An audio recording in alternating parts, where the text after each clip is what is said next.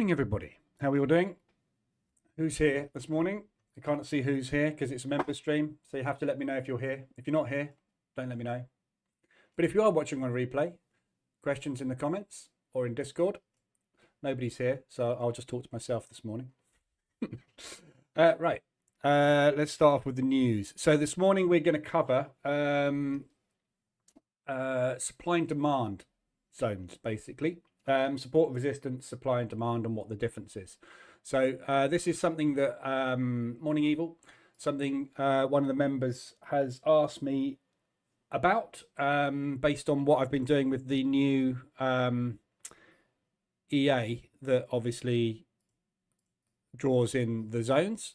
So I thought I'd cover it basically because it's a good question, what the difference is between support, resistance and supply and demand. And there is actually quite a big difference. So a lot of the internet has recently gone mad about supply and demand trading. And while it's different to support and resistance, the concept is very similar. It's based on bank liquidity. So we're going to cover basically what the difference is between the two, how to identify them, and how to trade them with or without a stop. So that's what we're going to cover today. Morning, everybody else. Morning, Harold. Morning, Barry. Morning, FTNet. So we'll quickly start off with the news. Yesterday was obviously no news. Today we've had the cash rate for the Aussie, 4.35, came out as forecast, exactly what we're expecting. The Australians didn't mention anything else about increasing, decreasing, etc. Let me just go back and find it. There we go. So obviously with the rate announcement, we get the press conference. The press conference is where we get the forward guidance. Going to have to watch this later. But you're already here, Barrier Man. You might as well watch it now. That's fine. If you've got any questions, Discord or comments. RBA, basically the upshot of what the press conference was about was that inflation is still sticky.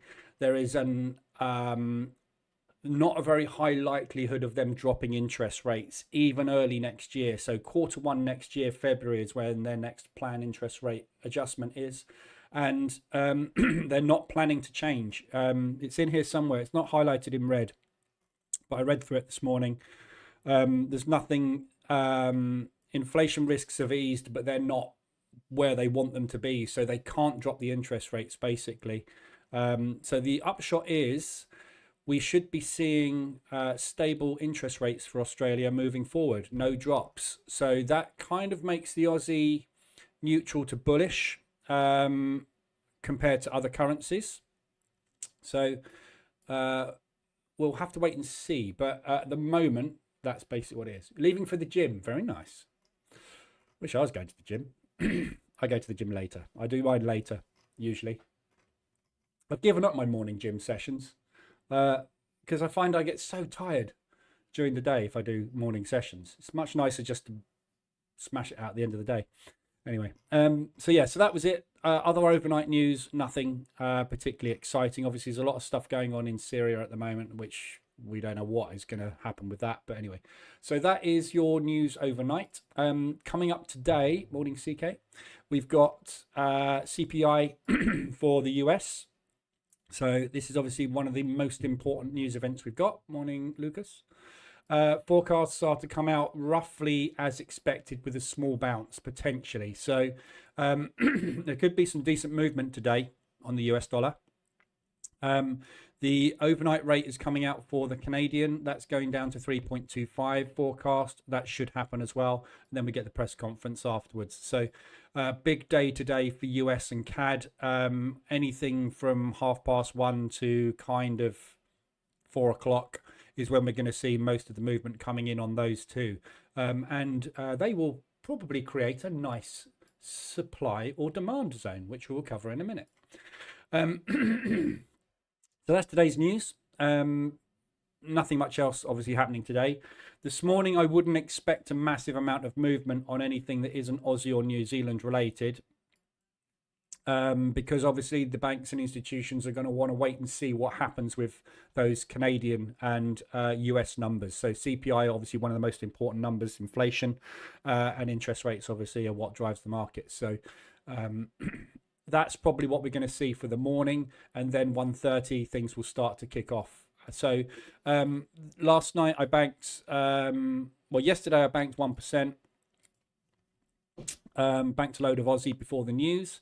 This morning, banked a load of Aussie New Zealand. I think it was, I'm going to have to look at what it was. I can't remember what it was. It was New Zealand, US, and pound odd. So New Zealand dollar, US dollar was trade from yesterday. So entry was there on the ADR reversal, straight out at target. And pound New Zealand, New Zealand pound odd was the inverse. So ADR 125 extension out this morning. So banked 0.4% this morning, sitting in 4% of drawdown now. Pretty much 3% of that is euro odd. So I unfortunately, annoyingly, missed an exit opportunity on this yesterday. So we were down here end of day, and I tried to close this trade out. It was about $150 or something. It wasn't a lot, but I wanted to close it out because obviously if it did do this, I obviously can then put it back on again. But it was literally 5 to 10, and I went to press the close button, the market shut. So I didn't get to take it off, which is annoying because that would have been about 650 yesterday, but it doesn't matter. So next entry is going in if we double top the weekly high there today. Euro New Zealand 125 ADR. So we've got a couple of ADR hits to look at, as you can expect. Well, it's all euro, Aussie dollar and New Zealand dollar. Yeah. So this move here that we're seeing is a knee-jerk reaction. There's no reason to be massively bullish or bearish on the Aussie off of that news. It's exactly what we were forecasting, exactly what we were expecting. Royal Bank of Australia came out and said exactly what we're expecting them to say, which is that inflation is sticky. We're not planning on changing interest rates. So this reaction that we're seeing this morning, this 125, is just undoing yesterday's price action. There's no bullishness or bearishness in it. Yeah, so it's just a V-shaped recovery or A-shaped recovery, depending on what you're looking at. Yeah, so it's just a reaction and undoing of whatever is was done yesterday. So there's lots of opportunities for ADR reversals on all of these. I will be taking any that fall in line with swaps at 125 ADR. Absolutely no problem getting into these because it's just an undoing of the previous price action, and a lot of the Aussie stuff is very sideways. Yeah, any of these are good opportunities today. Got a nice short on the Aussie New Zealand. When was that taken? Is that the one I've been in for a while? No, it was yesterday. So that was a 125 ADR yesterday. So yeah, just waiting for stuff to play out. RSIs, there's a few as well, but they're obviously Aussies. So 4 hour pound. Oh no, you got pound CAD in there as well. So actually no, it's not Aussies. Tell a lie. It's Euro CAD. Yeah, the Aussies will have undone obviously all the extensions we had yesterday. So Euro CAD is extended on the 4 hour. So there's an opportunity for short there. Nice divergence going in at the moment on that one. Obviously today this is going to move on news. So you know, be aware if you're in it, which I am obviously already in this one. It's going to move on the news. So second entry taken yesterday. First entry was down here somewhere. It's down there actually. Sat in it for a week. Pushed up. Second entry's gone in at a supply zone. It's not a very good one though. That's a good one. So potentially that is where we're going to see the next batch of sell action coming in. But we'll cover that in a minute. So that's EuroCAD. We've also got CAD Swiss. First entry taken on that one overnight as a long. So looking for a push back up into this supply zone. Which is also a previous support. That's the difference, which we'll cover. And we've got pound CAD. which is massively extended to the upside. I'm only looking for longs on this because the swaps are too expensive short, but that's really extended. So good potential push back down into the propulsion gap today. So those are the ADRs and RSIs, etc.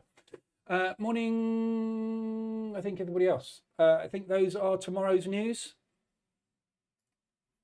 Tuesday. Oh, sorry, yes. What am I on about? Scrap everything I just said. That's tomorrow's news. Tomorrow is CPI and tomorrow is the CAD rate. So we'll do all that tomorrow. So today, that's it for news. There's nothing else coming. So actually, the market will move today. It'll do whatever the hell it likes. We might get a lot of movement in the CAD and the US as they're scaling to positions or scaling out of positions, ready for the news tomorrow. Well spotted evil. I'm a day ahead of myself. Trying to get to Christmas earlier. Morning, voice check. Do you plan on scaling out positions before Christmas holidays? Morning, Sagar. Yeah, I do. Yeah. So what I tend to do is, it depends actually how the market's reacting. So what I tend to do is watch what's going on. It's very tricky Christmas because you get a lot of dead price action. You get a lot of stuff that just sits around for a couple of weeks and doesn't go anywhere. If I see that starting next week, I tend to just shut the EAs off. Anything that is obviously running, the EA will continue to manage. But anything that isn't got any trading on, I will just shut the EA down on it and not trade it. But sometimes we do get a fair decent move during the Christmas period. It's really, really random. So like last year, I remember last year I took 3 weeks off as I usually do over the Christmas period, and the markets were all over the place. It was really, really good trading. But the year before that, it was absolutely dead. So it's very random. So I kind of tend to judge it by ear. Anything that you get into, the thing with RSI extensions and elastic band theory in general is that anything that you get into that just gets stuck for a week or two, the RSI gets reset. And what is usually happening is an accumulation before the next leg. And the next leg has obviously got a 50-50 shot of either undoing what was just done or continuing. So what you tend to do over flat periods, and that includes Christmas or summer trading or any flat period that you find, is you just get into trades and you hold them for weeks. So there was one we just looked at. There you go. So great example. Euro CAD. Short was taken in here somewhere. Can't see where it is now, but it was taken in there somewhere. And literally, we just went into rotation for a week and a half, and then we had a news event on Friday. So obviously, the RSI just came back to normal, and we're sitting there doing nothing. There's nothing I can do about it. I'm looking for a pullback on that leg, and if it doesn't happen and it continues, that's what position trading's about. Okay, well, that was my price. I'll move my price up there now, and I'll wait for the pullback on this leg. Yeah, you're always going to get a pullback at some point on a leg. You just don't know which leg it's going to be. If you try and guess, you're just going to get stopped out constantly, which is why everybody gets so frustrated with trading. If you position trade it, you're just waiting for, oh, it's not that leg, it's this leg. Yeah. So if we pull back into this accumulation and then carry on that way, I don't care. I'm out. Yeah. So that's what you get a lot of over Christmas. So morning, Sagar. EU and UC.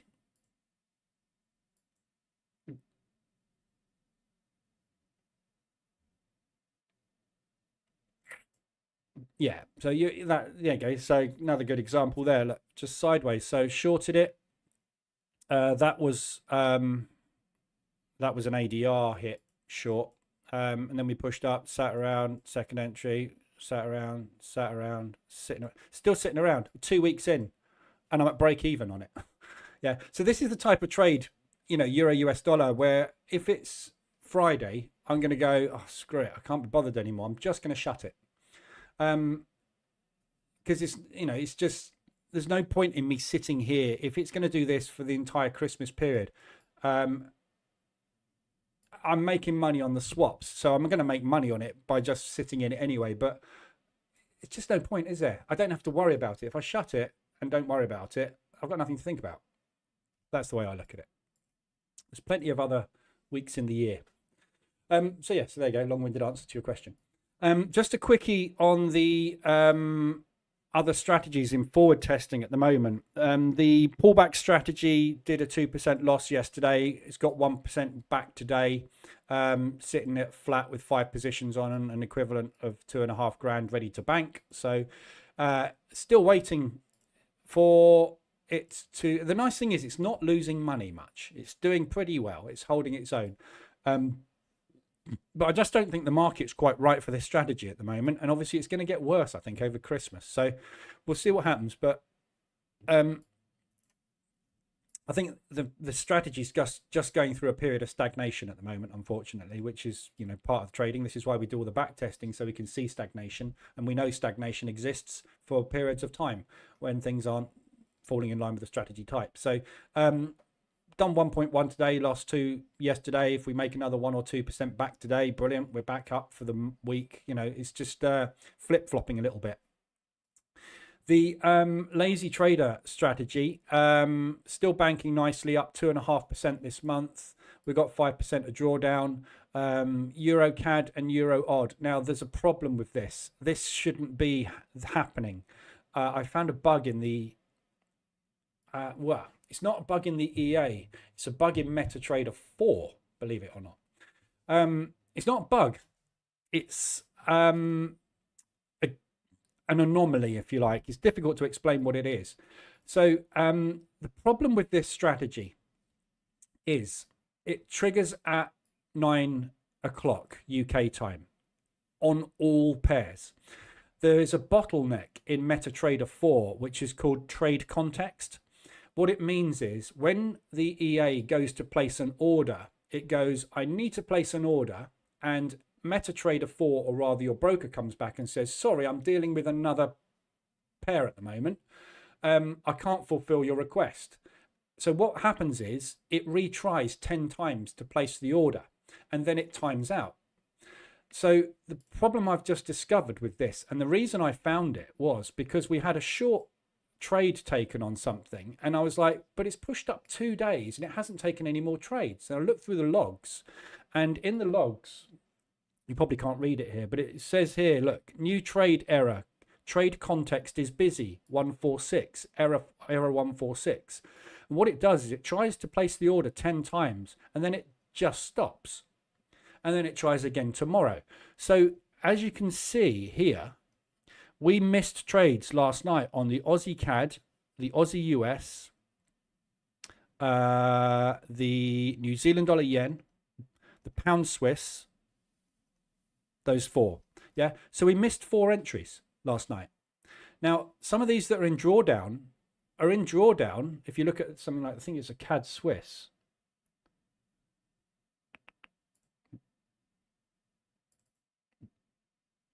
Yeah, so here, look, right, there's the average price, there's the initial entry. There was no trade taken here, so this day we should have gone long again. It didn't, because we had a trade context error in the fact that it physically couldn't place the trade because the EA or MT4 or the broker was busy trying to place a trade on another pair. So it went, I can't do this one, I'll try again tomorrow. Today it managed to get it on, but the problem is it would have got out here. Now we're in drawdown on this. We shouldn't be. We should have exited. So there's a problem with the functionality. In MetaTrader 5, the functionality is that there's 8 threads available for trading, which means basically that if you have 8 EAs trigger at exactly the same millisecond, it will place all 8 trades. In MetaTrader 4, there's 1. So it goes, okay, I can't place the trade. I'll try again. I still can't. I'll try again. I still can't. I'll try again. And it tries 10 times, but what trouble is, it stupidly, and I don't know why MetaTrader did this, it tries again in the same millisecond. So you probably can't see this down here, But what it says is pound Swiss trade error. I'll try again. And the time it tries is 381 milliseconds before 9. Every single time. It tries 10 times in the same millisecond. Surely a brainy person would go, tell you what, I'll wait 1 millisecond and I'll try again in another millisecond or a second or half a second or something. But it doesn't. So what I've realized is some of this drawdown that we're in here, obviously this wouldn't happen in the backtester. So backtest stands up fine. This is happening because of a glitch in the matrix, if you like, in the way that MetaTrader 4 works. So I've got to try and find a solution for this. So last night I recoded the EA and I put a buffer in of 1 millisecond. That doesn't seem to have worked.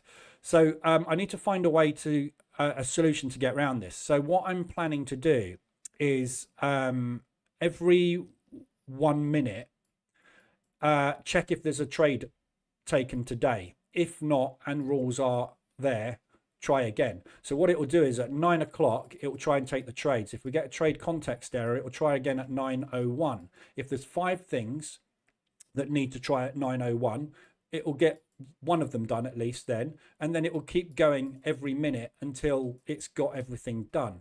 So I'm going to say between 9 and 9:10, trigger every minute and just get the trade on. Yeah.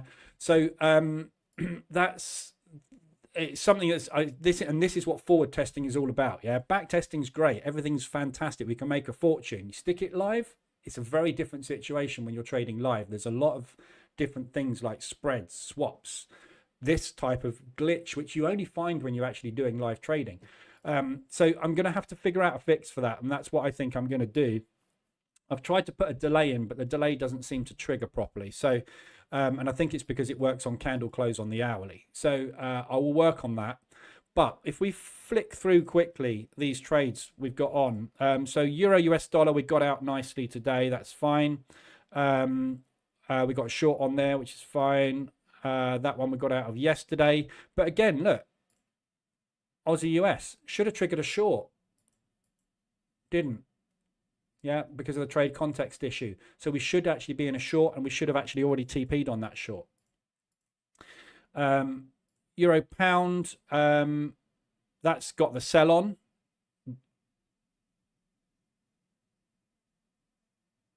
That should have taken a buy. Why is that taking a sell? Oh my God. We've got logic problems here, haven't we? I mean, it's the same logic problems we had in the back tester. So at the end of the day, it's doing exactly what it did in the tester, and it would have done this. But surely if that open, close, should have gone long. But it already had longs on. I need to check the logic on this. I mean, the thing is, I don't really care. It's working at the end of the day. Because what we're doing is we're saying get into the market at the end of the day, and if as long as the Asian session is rangy, we're going to make money. That's really what we're saying, isn't it? The direction doesn't really make a lot of difference, to be honest. Euro odd, we got a sell on again. So that's because we've already got sells on. That one traded, took a sell, fine, TP'd. We've still got the longs on. So yeah, that one there didn't trade either. So again, that would have been a lovely little profit. So today's profit is at 0.12. It would have been much more than that. But you can see the sum here where you're just not getting the additional trades on. I'm just trying to find one now.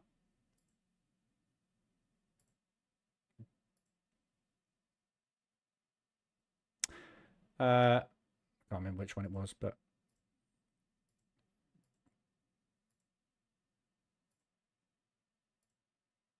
yeah, it's this one, look. So we took a sell here. Didn't work out. Price pushed up. We should have taken a sell there. Wouldn't have worked out. Fine. We should have taken a sell there. Would have been out yesterday in profit.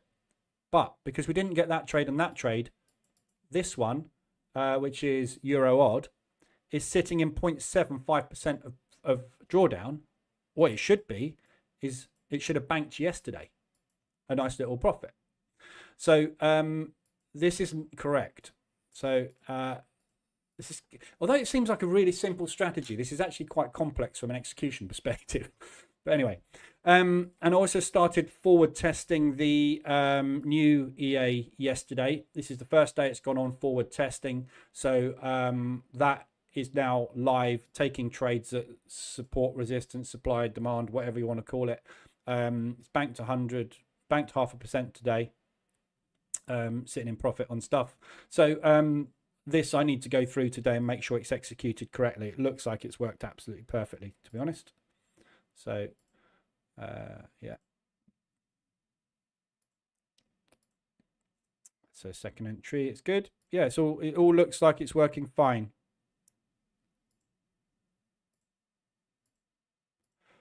Just about to trigger a trade on that. What's the time? In half an hour. So yeah. So there you go. So there's an update on those. Right. Now we'll get on to what we're going to talk about.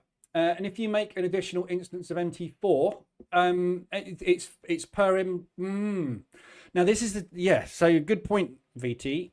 I've done a little bit of reading up on this issue yesterday, because it is something that other people have found, and it is only if you try and execute multiple orders at the same time.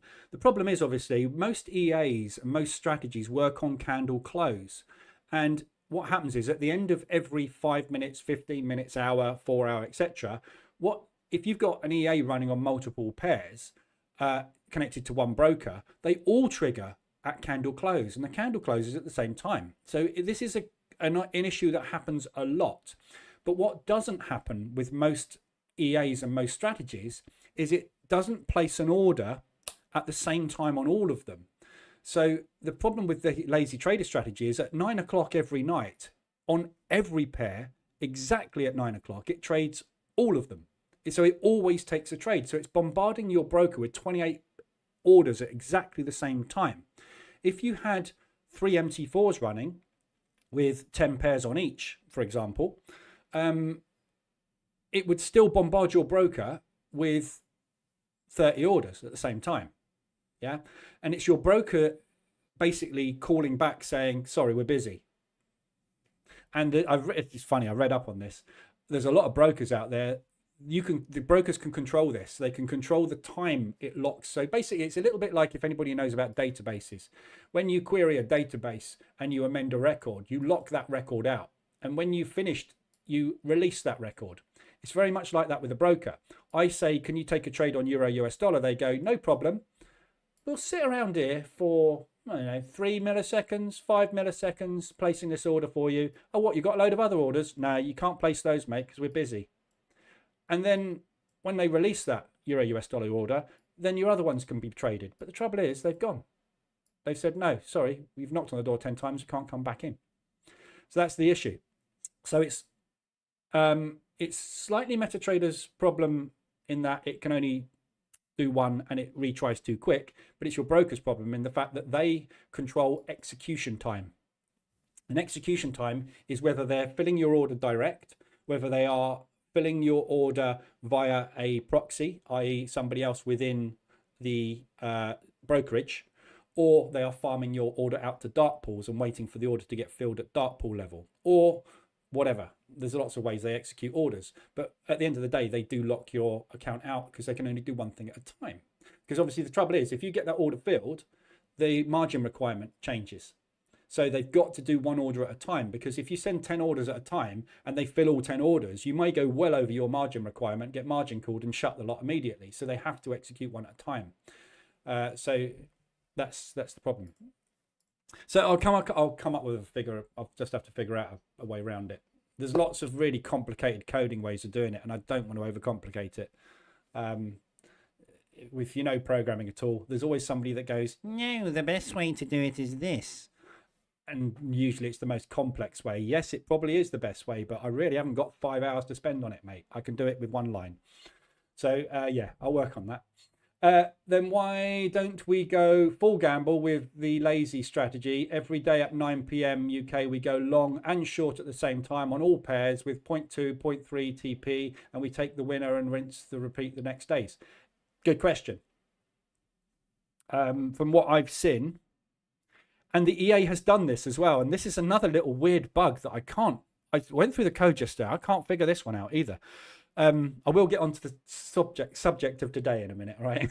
But we got this other weird little bug where some days it takes trade in both directions. Here. Look.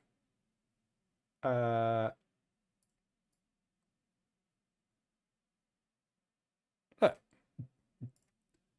We went long, TP, went short, TP.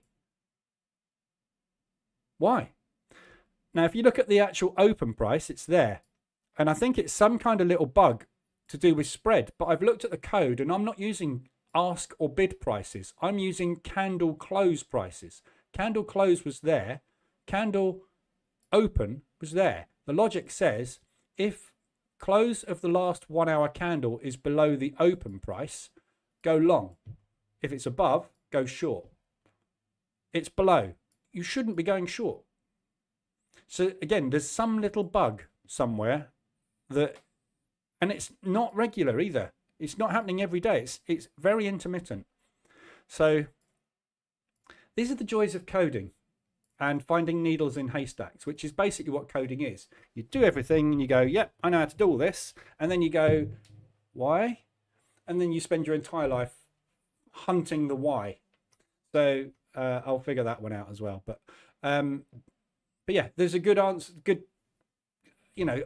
Again, this is something that we could test. I could build another EA to basically say at 9 p.m. go long and go short, and have a target of 0.3 of the 4 hour ATR, and then deal with what doesn't work. But if you look at Asian sessions, yeah, and this is a good example. Asian session is usually very range bound, isn't it? Yeah, and if you have an Asian session that moves like that, quite often you'll have a UK session that pulls back. So, you know, there's an argument for just getting in, taking what the market gives you, and then dealing with the rest, which is what position trading is all about, isn't it? But this is 100% random, isn't it? Doing that. You are literally flipping a coin and hoping that you get a nice rotational period. What the way to develop that type of strategy is to do an analysis on the Asian session for the last X number of years and see what the average range of the Asian session is and target lower than that. So if the average range high and range low of the Asian session from midnight to 8 a.m. is 40 pips, for example, yeah, if we target 30 pips and if it's done that 50% of the time, we know that if we target 30, we're probably going to have a 50% strike rate on the strategy of getting both trades completed. Yeah, win-win. And then we deal with the rest. If the strike rate of 40 pips within the Asian range is 70%, that's our edge. Yeah, that's how you develop edges. It's got to be mathematical and statistical. So, yeah, there is an argument for that. Something we could test.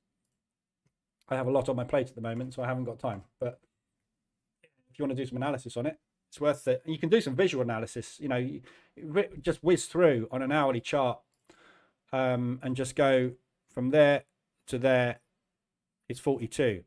From there to there is 28. From there to there is 40. And do that for 3 months. It won't take too long to do it. And you'll give yourself an average. Anyway, today's topic. Support, resistance, supply, demand. I've got some notes over here. So if I keep looking over to my right, that's why. So obviously the reason I'm going to cover this, somebody has asked, what is the difference between support, resistance and supply and demand? Yeah. So I just wanted to note this 35 minutes into the stream. For anybody that wants to watch the replay, I'm just going to put that in the members. 1 second.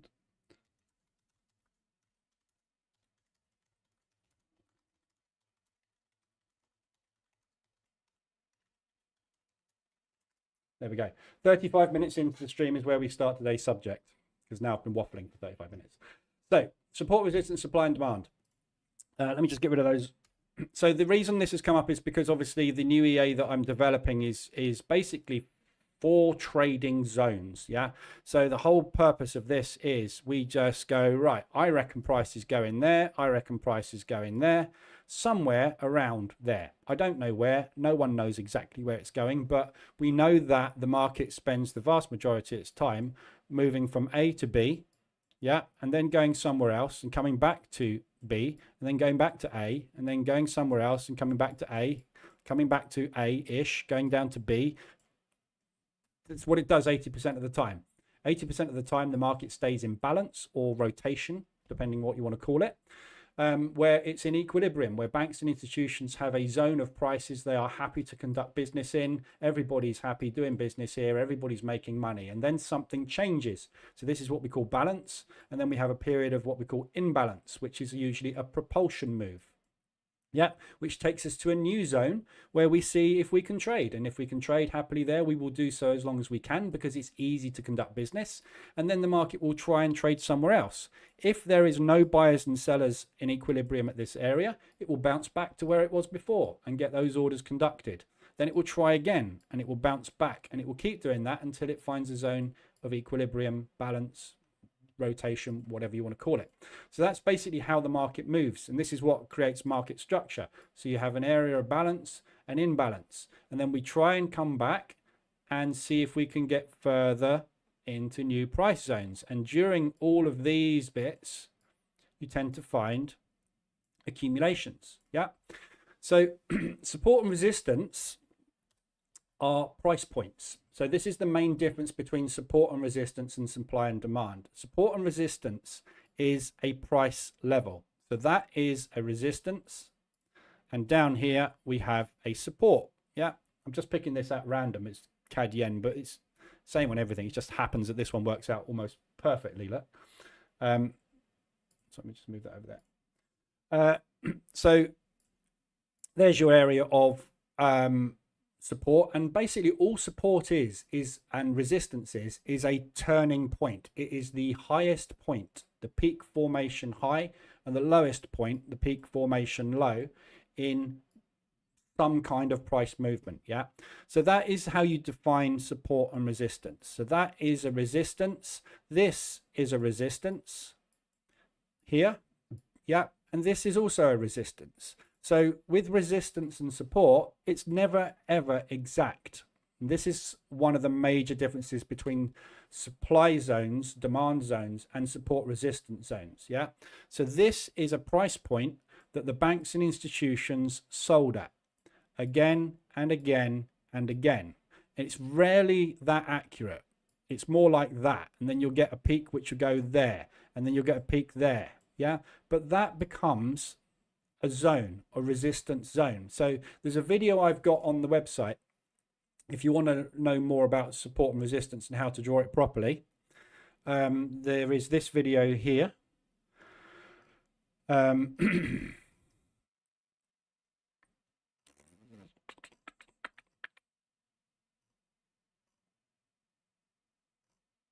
my God. There. How to draw support and resistance properly to find turning points. Yeah. So there's that video there which basically explains how to kind of do it, really, if you like, or what I think is the best way to do it. So what I would do with that particular resistance zone there is I would draw a block somewhere around the middle of it and encompass an area. Yeah, so because price, when it comes back, doesn't hit exactly to the price, it misses it sometimes, you draw a zone around it. And usually a zone of around about a quarter of an ADR or something is pretty decent. So if price gets back to this area, somewhere around here, yeah, I'm going to sell it. Because this is where they're selling from, but they're never going to sell from exactly 107,443 next time. They might do. There might be a massive iceberg order there, which there has been for a few times, which will trigger. But it might be 107,510. But equally, it might be 107,577. It might be 107,653. I don't know. I don't know exactly where price is going to turn. Neither do the banks and institutions, because it's basically when they're going to run into a larger order than the order they're placing. That's where it's going to turn from. And that is your resistance level. Yeah. So drawing support and resistance is a very discretionary thing and not an exact science. And obviously there is going to be an area of fluctuation in it. So if we just look at another pair, yeah, so that it's very simple to find it. There's a resistance, that is also a resistance, so it's the high of a wick basically. Yeah, so it turned from there, then it turned from there. So if I'm going to draw a zone on that, I'm going to stick it around the zone. So go a little bit higher than it, a little bit lower than it, because if it doesn't quite get to that price point before we get overloaded with sells, we want to get in. If it goes beyond it, what your smart money concept traders and your ICT people would call a stop run, it's going to go beyond it. But at the end of the day, it's an area that price is being sold from over and over and over and over again. And then you've got a downside support here, yeah, where price has touched somewhere around that area, yeah, all the way down to there. So if I was going to sell that, I would probably move it down and encompass that low there and encompass the highest low, which is sort of up there. So I might extend that zone sort of up to there, make it a little bit bigger. But again, there is no right or wrong. It's an area. So what we would expect is price to push up and get somewhere around here before they start to sell it. And it's always going to be very, very rough. Okay. So that's support and resistance and how you draw support and resistance zones in. Supply and demand is a different concept, and it's based around propulsion. So the way that banks and institutions move money is they will have areas that they are interested in executing orders at, which is an area of price. So they will be told to sell it somewhere around 57,200. Yeah, doesn't mean they're going to get 57,200. They might get a bit higher, might get a bit lower, but they'll execute batches of orders around that area. Yeah, which is why it's not exact. However, when a move starts, that is what we class as a supply or a demand zone. So let's find a better example. There we go. So when you see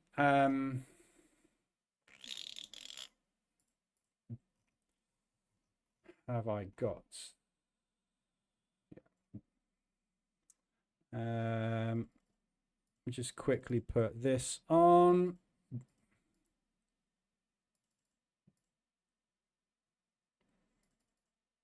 Might as well leave support and resistance on as well, actually. Okay. So Barrier Man's back from the gym already. Blimey. Does it make sense when a support resistance zone breaks and is making a pullback to the breakout to implement a stop and reverse mechanism? Yeah. Yeah, definitely. So with support and resistance and supply and demand trading, a lot of people will be always in. So you will say, I'm going to get to there. When it gets to there, I'm going to short it. And when I short it, I'm going to look down and find out where I think it's going. And I will wait until it gets there. And if it gets there, I will get out of my short and then I will go long. Because the reason you are getting out of your short is because you think it's going to stop there. So you go long. Yeah, it's an always in type strategy. So if it breaks through a resistance level, you could, if you want to, stop out and then flip the other direction. That's what a lot of banks and institutions will do. You'll hear me say it all the time. If you hit a support level like this, and then it pops, the guys that were buying will flip short. They will take a small loss and then they will look for the next support zone below to make their money on. So you could do that, or you could turn it into a position trade. So if you said, when we get back here, I'm going to sell it, and it doesn't, you would go, okay, I will sell it again at the next one, average in, and then get out when we come back and retest this, because this was previous resistance. It now will turn into support. Unlimited ways you can trade it. So you can either be always in, or you can be stop and reverse.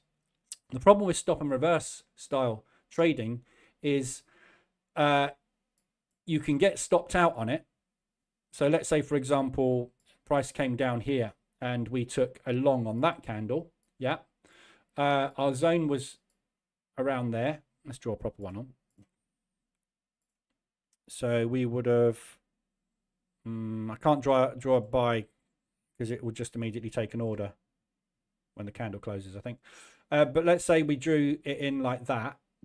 Yeah. And then as price pushed into it, we extended the zone down. Then we took a long here.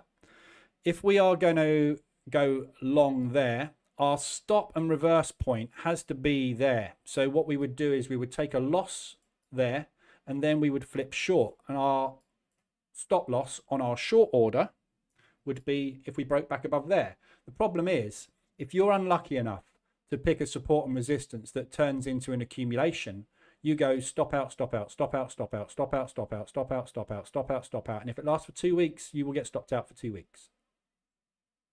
Yeah. So it's got pluses and it's also got massive minuses. So if you got stopped out 5 times there, you need a 5R on the break to actually get your money back. I'd rather position trade it personally. Get in once and let the price do its thing. Let it breathe and then let it decide where it's going. If it's going to go there, I'll add. If it's going to go there, I'll get out. Yeah, it's 50-50, isn't it? This is stop out, stop out, stop out. But sometimes it works, sometimes it won't. Yeah, so different style of trading. So supply and demand zones are based on the propulsion move that starts the move, basically. So we were talking about price accumulating and being in balance. At some point, there will either be a large order placed by a bank or institution that there are not enough buyers to fill and it will go pop, or there's a news event that will change the bias of the market that is being traded and it will make a massive spike. Yeah. And the supply zone and demand zone is basically the accumulation before that happens. So we have the propulsion gap indicator. The propulsion gap indicator indicates a large bank order. So we can tell using the propulsion gap indicator where the supply and demand zones are, because to have a supply and demand zone, it has to be before a propulsion move. So that is a propulsion move. So the supply, in this case, area of that propulsion move is this accumulation before it. Zoom in so we can see better. Yeah, so this is the propulsion move that started that leg. Yeah, this is the accumulation before that propulsion move. So this is the banks and institutions accumulating the position ready to execute it. So supply is above, demand is below. Don't know why they named it like that. It's bears and bulls, basically. But that's basically how you tell the difference. So instead of being a high or a low, that is a support there. Yeah. And that is a supply. So it's where the move started from. And it's a little discretionary as to how you draw it. So if you'll see there's some indicators out there that draw in support and resistance and supply and demand rather. And what a lot of them will do is they will just pick basically before the move starts, and that would be where I would class the move as starting. It did also start kind of there though, didn't it? But what they will do is they will pick the candle before the move starts, which would either be that one there or it would be that one there, and they will call that the supply zone.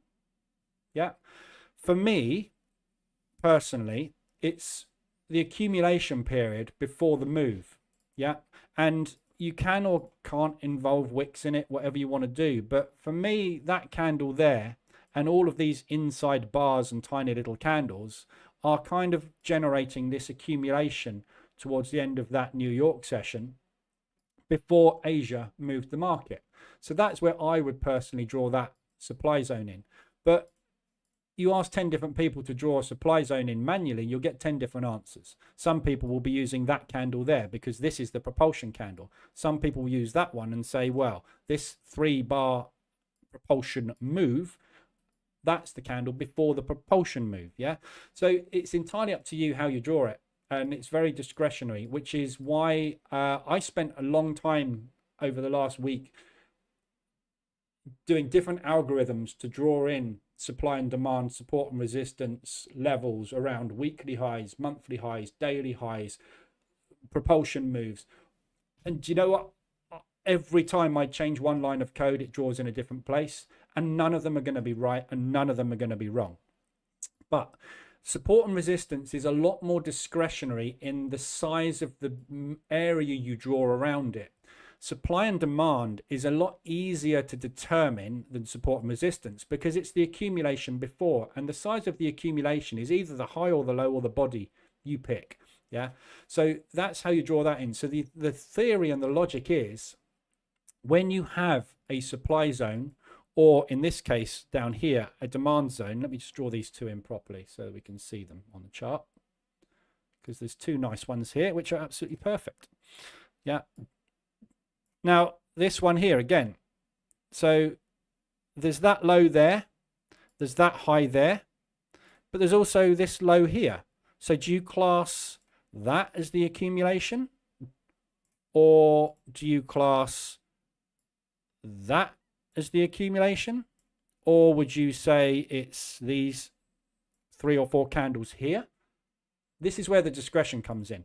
But what it is it's picking a low and a high of accumulation before a propulsion move. So to trade supply and demand is more accurate in size, and what the theory is when we get back to this zone, what happened here was banks and institutions were accumulating price. They all wanted to get on to that move. However, not all orders could be executed because there's always what's called an imbalance left in the market, or what the if you trade stocks or futures, you'll hear it called unfinished business. There's a term called unfinished business, which is basically orders that were not completed. We often use propulsion gaps for unfinished business. So in this particular case, we had an accumulation break where the market moved very sharply to the downside. This propulsion move was banks and institutions that got onto the order, and as it came back, they added more size to defend their initial position. Yeah. And then everybody that tried to get back here to get their short order on gave up. Yeah, so that's the underlying mechanics behind that move. So when you have this move starting, one of two things will happen. Either this propulsion move will prop price up, as it is in this case at the moment, or it won't be able to. And what will happen is, when price gets back to the demand zone, in this case, this will react as the support. Yeah, so this is where the move started, the large execution of orders happened, so the accumulation break happened. The guys that missed this will place their limit orders at that zone to automatically get them into the continuation of the move, because what these guys who missed the order are expecting to happen is, if the price gets back here, the guys that got on the order are going to add more size. They will try and do it beforehand, which is why propulsion gaps work. Yeah, because they don't want price to get back to here. Think about it as a trader. If you've gone short here, yeah, that's your break even. You don't want to go to break even. You want to stay in profit. So you will do everything under your power to keep that position in profit. Or you have to make a difficult decision. Do I exit the position and go, we didn't make that one? Or do I stop and reverse and go the other way with the power that's coming back at me? So you've got a decision to make there. Whereas here, if you can keep price in the green, you don't have to make any decisions. You just go with it, and you hope the other banks and institutions come behind you and help it on its way. So that's the difference between the two. Yeah. So if you are a support and resistance trader, you would be placing an order up here. Yeah. Expecting this supply zone to be invalidated, and then the sellers that started to move before they added there to add back in again. Yeah. If you are a supply demand trader, you are assuming that the guys that started the move are going to maintain that position and defend that line. If you are a little bit more risky, you will try to trade the addition into the propulsion move. And one of those three things is going to happen the vast majority of the time. So you don't know which it's going to be. So in a move like this, for example, you've got a choice, haven't you? On a higher time frame or a zoomed out view, you could go, if we get into this area, either the propulsion guys are going to win, the supply guys are going to win, or the origin of the move is going to double top. Yeah. So as we are down here at the moment, if we get anywhere in here, I'll short it. Yeah. And a backup would be, that didn't work out. So let's have a look at this area up here, which is a previous support that broke, and we would expect that to turn into resistance. Yeah. So that's basically the difference between the two. They're subtle, but the important thing to understand is the logic behind them, why they exist. Yeah. So the supply and demand, the problem with people in this kind of education space, if you like, in trading, and traders in general, is they want a system and a strategy, but they don't want to understand the mechanics behind why the system or the strategy works. That is the mechanics behind it. Accumulation of orders, starting a move into profit, adding into the move into profit. If the add doesn't work, the additional orders left over will trigger to make the supply work. If the supply doesn't work, the orders that started the move will work. Yeah. So those are the three reasons it happens.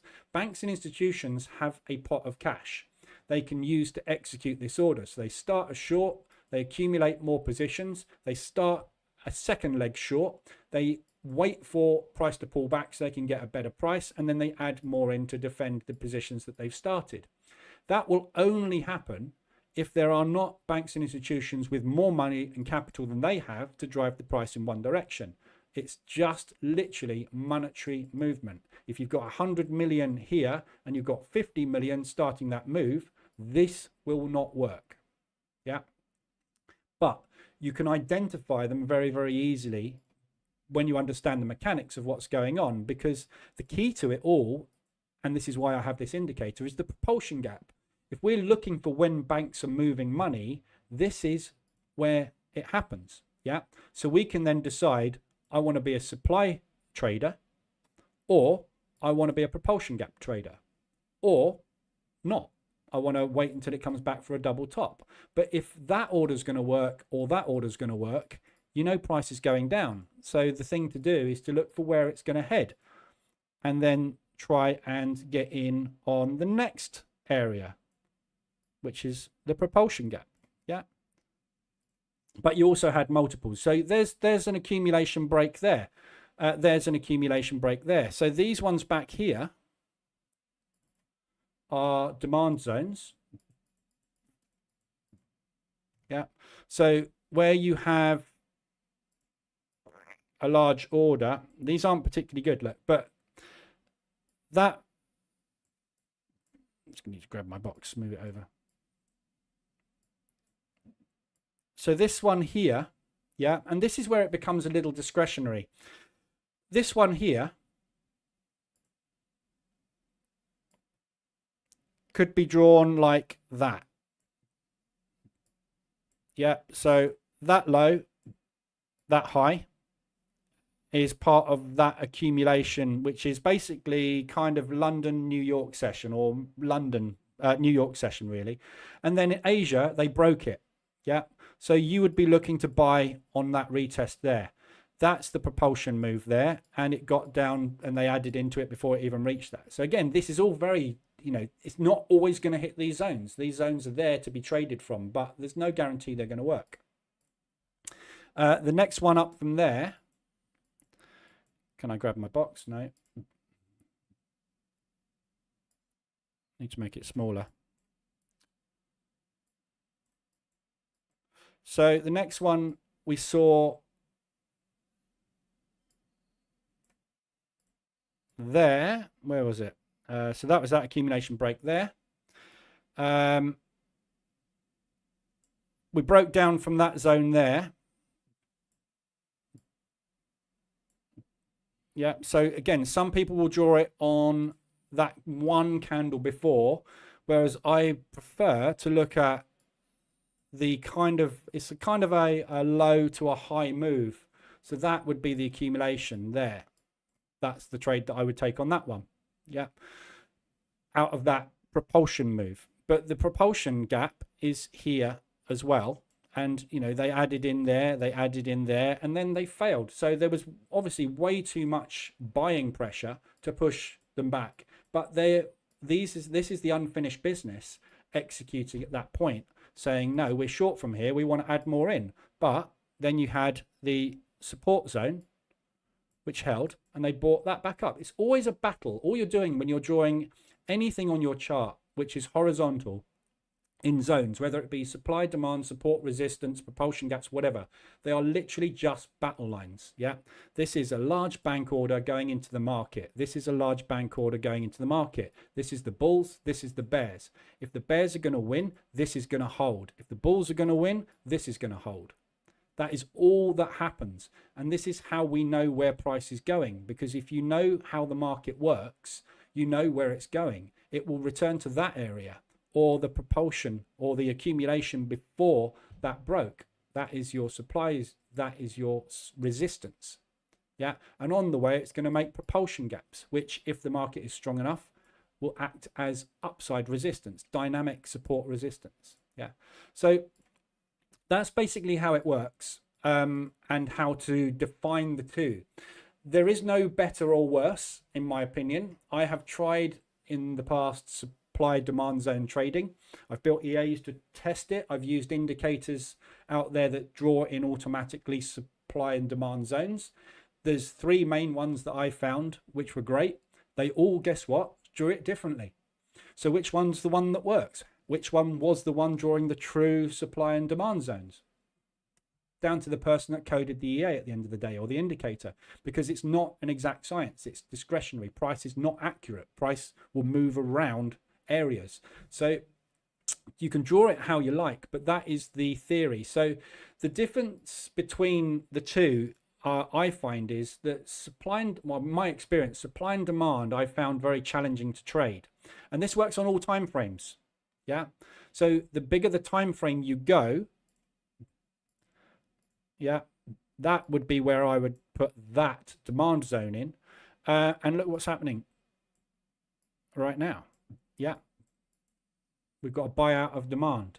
Yeah, you would have had a buyout of this. There's no big propulsion. You need to have a propulsion gap. If there is no propulsion gap, there is, in my opinion, no demand zone or no supply zone. You've got to have an order big enough that the market cannot get back to that area it bought from, or sold from in this case, causing a propulsion. So don't forget, a propulsion gap is a push down, and you've got a low before it, and the high of the next candle creates an area of clear air, space, where we've not traded. So we've pushed through an area, we couldn't trade back into that zone. That area before comes the demand. Yeah, you have to have a propulsion gap. So but again, some of these indicators didn't require that, and for me they just failed all the time. So it's very, very discretionary to trade. But with the new EA that I'm building to trade this, obviously you need to understand the difference, because what I will do is I'm going to go short if we get here. Someone else will go, no, you shouldn't be shorting that, you should be shorting that. I mean, this, you wouldn't do that in this case because it's not a or rather, here we go, there's a good example. Look, I would draw a zone up there because that is a monthly high. So that is, as far as I'm concerned, the 2-month resistance, or last month's resistance. Someone else will go, well, no, I wouldn't draw that, I would do that. Yeah. And basically, if price comes back up, and it didn't in this case because the market was too strong, if price comes back up into there and bounces there, they will go, see, demand is better. Now, if I draw my support resistance zone like that, I will go, see, my resistance zone was just as good as your supply zone. Yeah, but if I draw my resistance zone like that, the guy that is using supply and demand gets the trade on and I don't. Does it make it better or worse? In that case, it makes it better. But if it had gone into that zone, done that, and then blown through it, and then done that, I would say that my zone's better. If it had done that and flown out the top, we'd both be going, neither of these work. Random, isn't it? Yeah, because when you get back to any point in price, if there are more orders short than there are long, it will go down. And you do not know, whenever you get back to a propulsion or a supply demand zone or a support and resistance area, how much volume of orders there is in the market. However, we know that if there is enough support, resistance, supply, demand, volume at that area, we will bounce at it. Yeah, so it just increases our odds. If you take a trade, there's the low and the high of that month. If you take a trade in the middle here, your odds are 100% a 50-50 on it going up and down. There is absolutely no reason for you to say, I think this is going up because, or I think this is going down because. When you get to a previous area of resistance, you have a much higher probability of saying, if the banks are still short, it will bounce. And that's the thing that gives you the edge. If the banks are still short, it will. But you don't know if the banks are still short. And this is where people using stop losses get killed all the time, because you get back to this area and you go, it's working, it stopped me out, it goes down. Well, you are absolutely spot on. This is where the banks are selling it from. You just put an order in the market to say, if I'm 10 pips out from my entry, take my money away.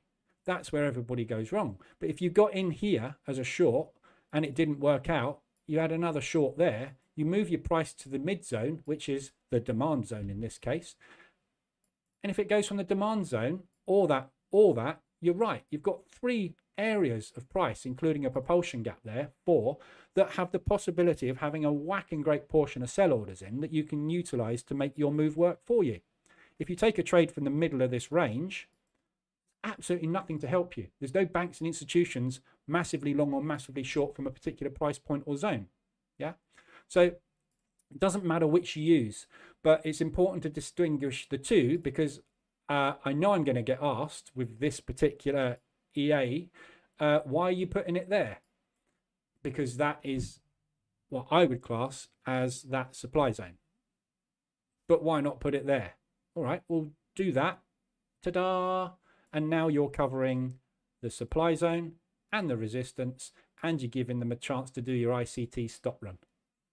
It's just an area they sold it from. Somewhere up there, including this propulsion gap. If you want to be super, super safe, let's take the propulsion gap into account as well. It still didn't bloody work, did it? We didn't get back there. Why? Because there's just too many sellers in the market. This propulsion gap is where they sold from. We didn't know that then. Yeah. So there you go.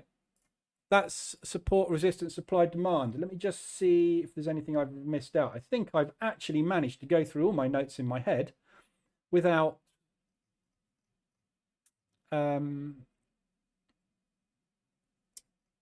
needing to refer to them. Yeah, no, there's 2 other bits I've forgotten. I haven't forgotten, they're just additional bits. Kind of more advanced supply demand, if you like, is the second leg. This is a little bit more tricky, and you've got to find, there's a good one, there's a great one. This is the intervention from Japan. Yeah, but so this is an extreme case, but when you get that supply kicking off, yeah, we start a massive leg down. What you're going to find on the way from A to B is multiple pauses or accumulations. So we pushed down hard and we accumulated. We pushed down hard, we accumulated. We pushed down hard, we accumulated. Hard, accumulated. Hard, finish the move. So there's 1, 2, 3, 4 legs in that downward movement. No market structure. Yeah. And this is a difference between supply and demand and market structure trading. Market structure trading relies on profit takes on the initial leg and then additions of orders. Supply and demand trading can be just accumulations, which then continue the break. Yeah. So there's no pullback, not even a flag. These are just accumulations. You won't see these as often, but all these are extra supply zones being put in. So in this particular case, this is a good example actually, Aussie New Zealand, because it's an extreme case and it explains the point a lot better. There is an accumulation.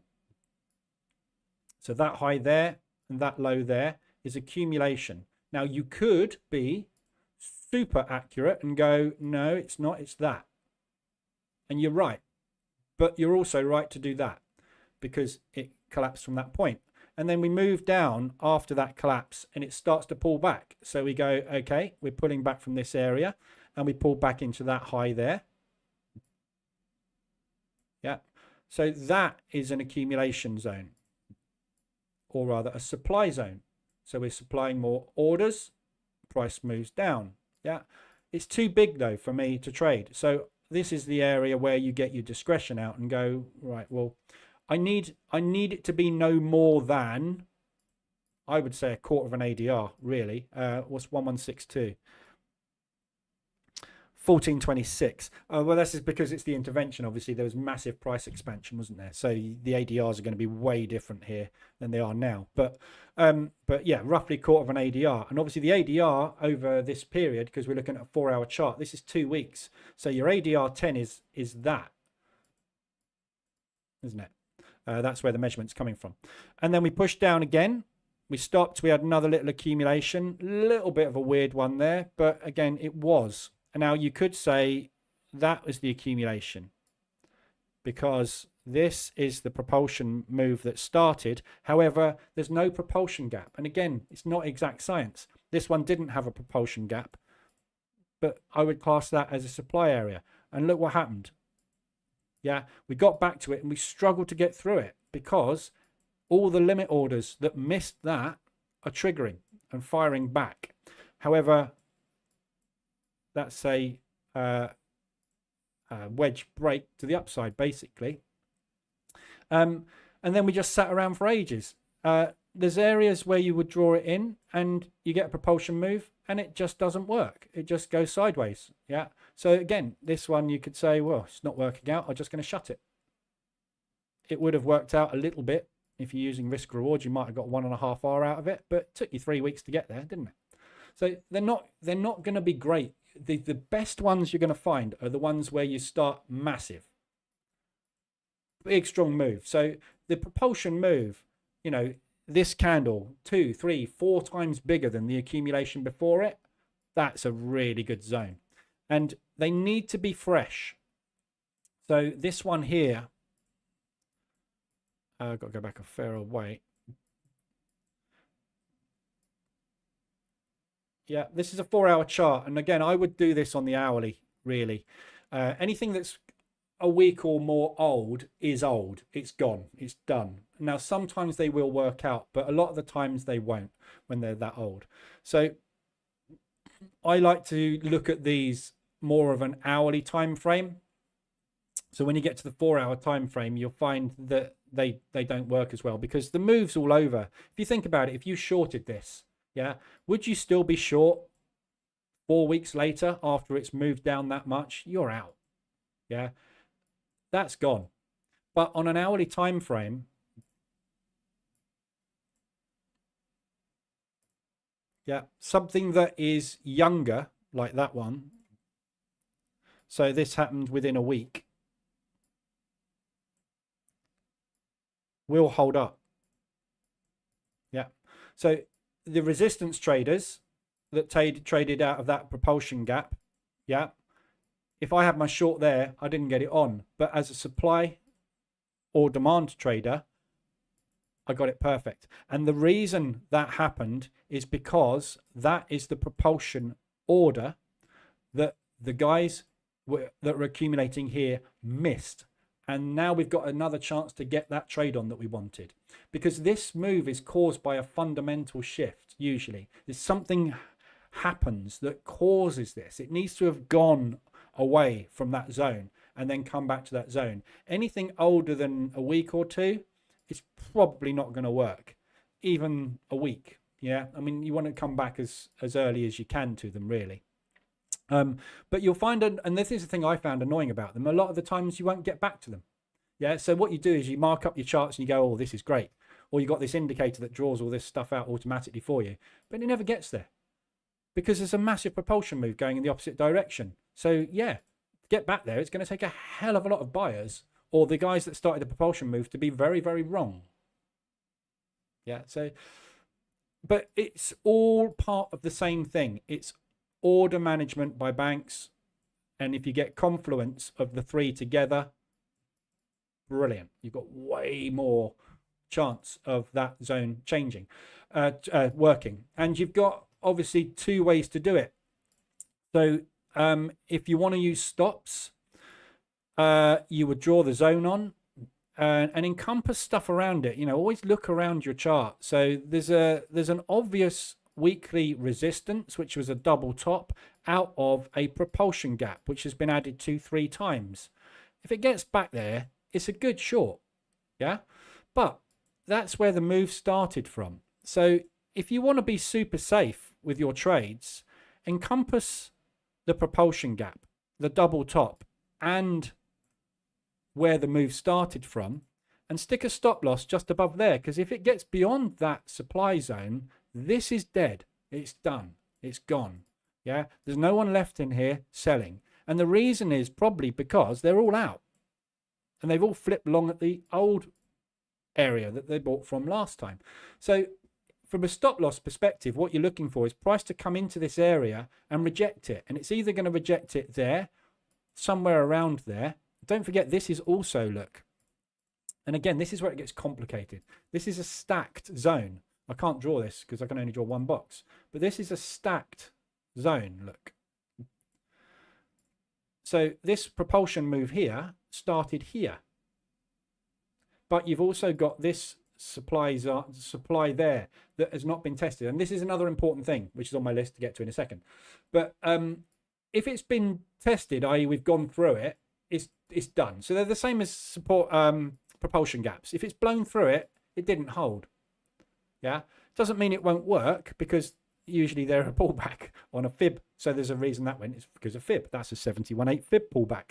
There's a million reasons you can get in with the same logic, isn't there? But that is a supply there. That is a supply there. This is a propulsion retest. That is a resistance double top. This whole area here is good. That one worked. Yeah, you can adjust it. So again, this is one of the beauties of this indicator. If I like that zone here, which started that move, so if I draw it in there, for example, and say that's the propulsion move I want to get into, we didn't get back to it, we didn't get back to it, we didn't get back to it, price pushed down, move. There we go. So that's our new supply. Yeah, we didn't get back to it. We accumulated and broke down from there. Okay, move down. Yeah. Now in this case, that failed, but that worked. So this was the original supply zone.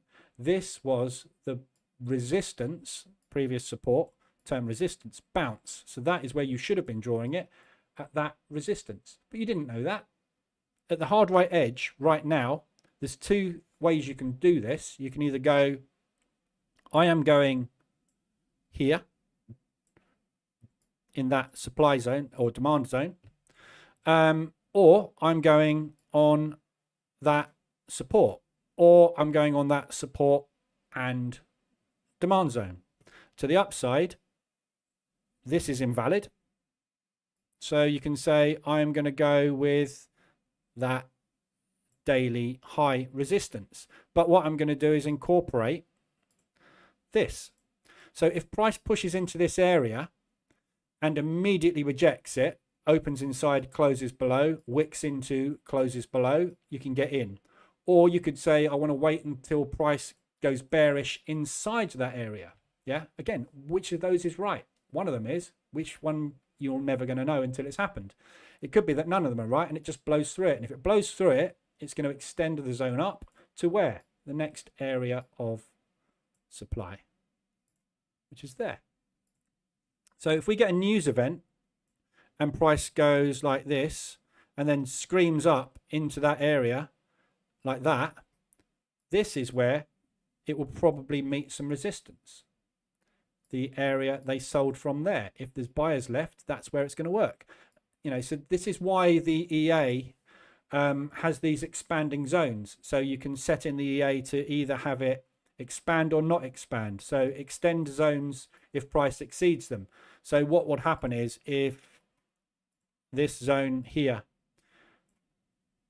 price got up to here and then went like that with a bull candle, if you don't have it expanding, it removes it and goes failed. If you have it as expanding or extending, what it will do is when that candle closes that pushed up through here, it will then go, okay, so now we're going to extend it to there. And if it then goes bull again, we'll go, okay, we'll extend it up to there. And then we get a bear candle and we enter. And we get a much better price than we originally thought because it's moved up to that resistance, that propulsion, or that supply. Yeah. We don't know which it's going to be. You never will. If we knew that, we'd be millionaires. We're not. So there we go. That's how it works. Any questions on that? So are propulsion gaps not supply demand? No. No. So the propulsion gaps are large orders, propulsion moves. The reason they're called, well, again, you know, everybody's got a different word for stuff. The logic, the reasoning behind me being taught that these are called propulsion gaps or propulsion candles. This is the gap formed by this is a propulsion candle. Yeah, a big candle. That is a propulsion candle. The reason it's called propulsion is because we had a accumulation and then there was a big strong move. It was propelled. Price was propelled strongly in one direction. If you are a Wyckoff or a Elliott wave student, you will call this an impulse move. Yeah. And an impulse move is another way of saying the banks and institutions decided to. They had an impulse to move price. They propelled it. Yeah. If you are an ICT student, you'll call this a fair value gap. Makes no sense. There's no logic or reasoning behind the words fair value. It's your opinion that this is an area of fair value. It's just nonsense. He needed to sell a course and he couldn't use the terminology. I don't know what it was, but anyway, same thing. Yeah. But this is the order having happened. This is where the supply for the order was created. It's the accumulation before the event. Yeah. So you need to have price sitting around. And I would say if you haven't got an area of accumulation of 3 or 4 candles, at least before that move happens, it isn't. So this is a V-shaped recovery. This here is not a demand zone. Yeah.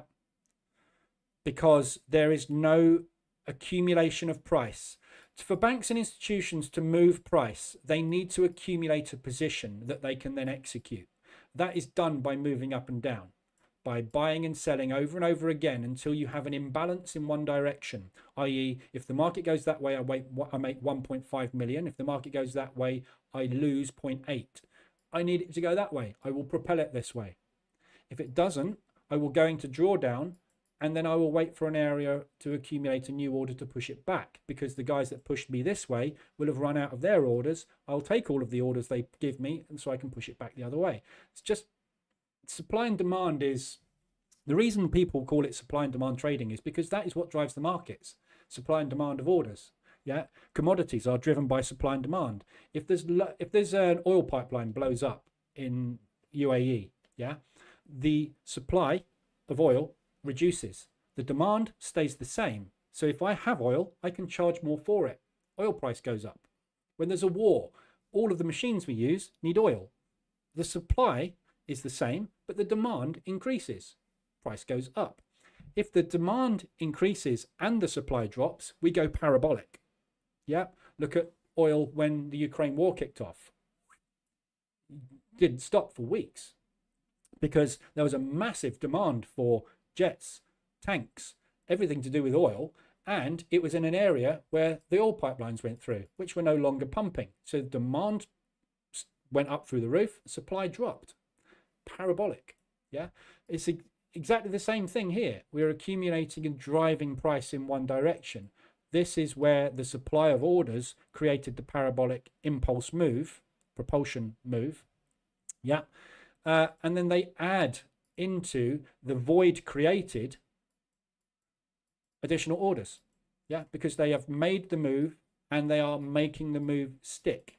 They will only make the move stick if there's enough people driving price back to that level that they can accumulate all of their orders and absorb all of their orders. It's called absorption. Yeah. If in futures trading, you'll hear this referred to as an iceberg order.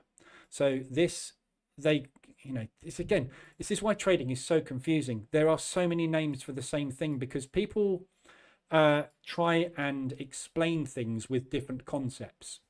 Yeah. So this is called an iceberg zone in futures. And there is an iceberg order sitting there. And all an iceberg order is a bloody great order. And it doesn't matter if you've got a whacking great ship and you drive into it, the iceberg's not breaking. Yeah. Someone is sitting here with 100 million shorts. If you come at it with 10 million, you ain't getting past. Come at it with 50 million, you're not getting past. You come at it with 75 million, you're not getting past. This guy's got 100 million. All right, well, I'm not going to get through. So I will have to close out my order in that direction at whatever price I get, maybe positive, maybe negative, and I'll go with the 100 million order, because if we're not getting through it, we're going to go somewhere else, down. So this is where you get the flip and reverse in banks. This is why I say they always into the market.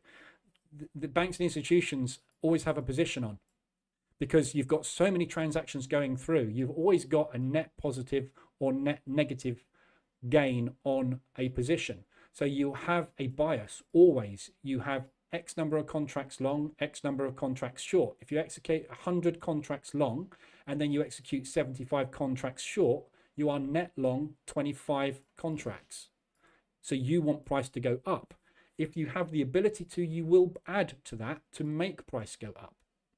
That's how they work. Yeah, this is why banks never lose money, because they have an almost unlimited fund, because we are all putting money into our banks. We have savings, businesses are transacting. Every penny that goes into the bank can use to do whatever it wants to. Pension funds, hedge funds, there's also all sorts of transactions going on. But at the end of the day, they leave footprints, and that is a footprint based off of a supply of orders executed in one direction and added to.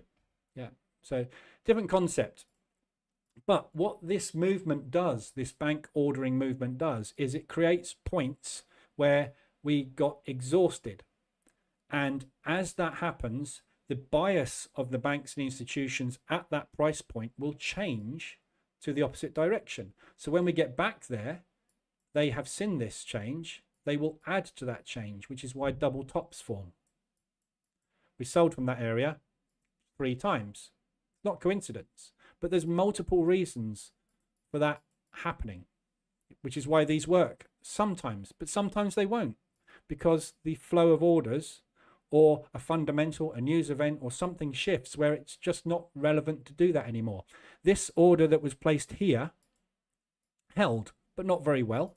But this order that was placed here and this order that was placed here got blown through because there was just no need for them to keep short. It may be that they were exhausted from being on multiple short legs, and there's just not any sellers left in the market. Not enough buyers to fill the sell orders, yeah, which is why we get the pullbacks. Yeah, there's a million reasons, but at the end of the day, this is what you have to understand with trading is when you get back to whatever you are getting back to, the balance of orders at that particular time is what designates whether that holds or that doesn't. And this is why people get frustrated. I've tried supply demand. Sometimes it works, sometimes it doesn't. I've tried support resistance. Sometimes it works, sometimes it doesn't. I've tried propulsion. Sometimes it does, sometimes it doesn't. I've tried RSI. Yeah, because it's always 50-50. There is always a 50-50 shot. It will work or it won't. There is a binary market you are trading. It goes up and it goes down. It will move up and down from areas. If the area you've selected is correct, it will work. If it's wrong, it won't. How you manage what happens at that time is how you make money. If you get in and you use a stop and it works, you have to get out with more than your stop, and you have to be right more than 50% of the time. If you get in at a point and it doesn't work, and you decide to get in again later with a small lot size and you change your order price, that will work. But it's got nothing to do with that or that. It's management of order after execution that is where you make the money. So this is a way of getting in, but it's not a way of making money. It's a way of identifying a high probability area that market may move from. You've got to wrap risk around that to make money out of it. But you need to understand the differences between them and the mechanics of why they work. So you pick the one that you like, or all of them, and the best case scenario, this right here now is an amazing area. Yeah, so that whole area there is great, isn't it?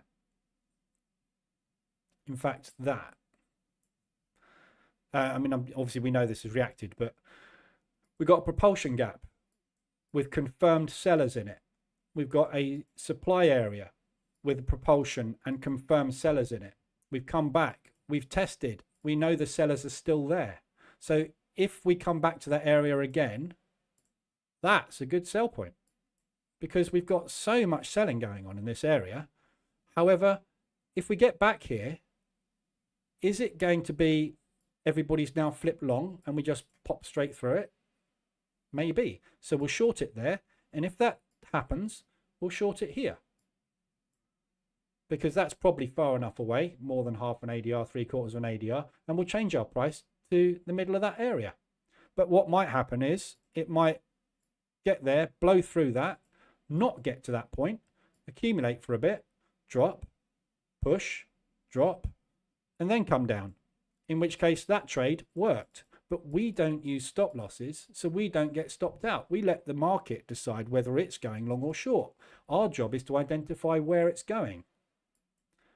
Yeah, so if we get back here and it bounces, what's it going to do? It's going to go up there, or it's going to go down there. That's our trade.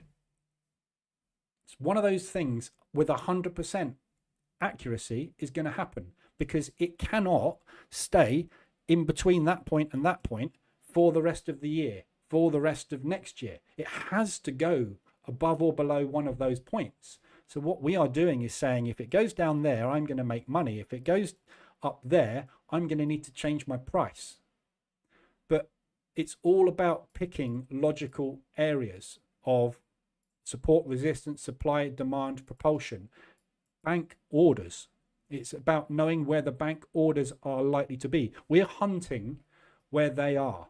We don't know where they are, but there's a likelihood they're there, but they could be there. They might be there. God, I sound like Ant and Dec on The Jungle, don't I? It could be you. It could be you. It's not you.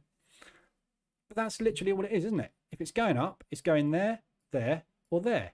And it will react at one of those. We just need a reaction big enough to get below the price we've just entered our average at to be able to get out of the trade and make money. That's the job.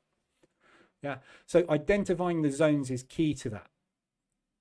But for simplicity's sake, we can use RSI and ADR for elastic band theory, because when we get an extended move on RSI or ADR, what has happened? When the RSI is extended, let's just find one. When the RSI is extended, what have we had? A supply zone create a propulsion move. Yeah. So by the time this has done this, we know that there's a high probability of it coming back to retest that. So we can do the inverse of supply and demand. Supply, demand, and support and resistance is about trying to find the bounce point. Yeah. Elastic band theory is forget the bounce point. What we're trying to do is getting on them coming back to a bounce point or from a bounce point. Yeah. So it's all the same thing. What we're doing as traders is trading movement in price. So you can either identify where it's gone where it started and try and get in around that area, or you can wait for them to go back to that area. Both strategies do the same thing. But again, this isn't right a lot of the time. That isn't right a lot of the time. Was that there? But it wasn't. It's not right all the time. This one here worked there and failed miserably there. Yeah. So buy it. Whoops, didn't work out. So we go and look at where's the next place we should buy it from. Haven't got one on this one. You've got to go out a long way to find some previous support because we're out in all-time lows. But yeah, that's all it's about, isn't it? It's about identifying areas. But if you try and get in with 2% risk and put your stop above each support and resistance, supply and demand, whatever zone you're drawing in, line, whatever it may be, indicator, all that's going to happen is you're just going to hemorrhage a lot of your money because you won't be right a lot of the time. But if you can increase the probabilities of being right more often, you are going to take less drawdown. So it's all about reducing pain. Pain is always going to be there. We're never going to get it right. Stuff's changing. Yeah. Trump either did or didn't get in. You had either a long or a short bias, and it was down to who you thought was going to win.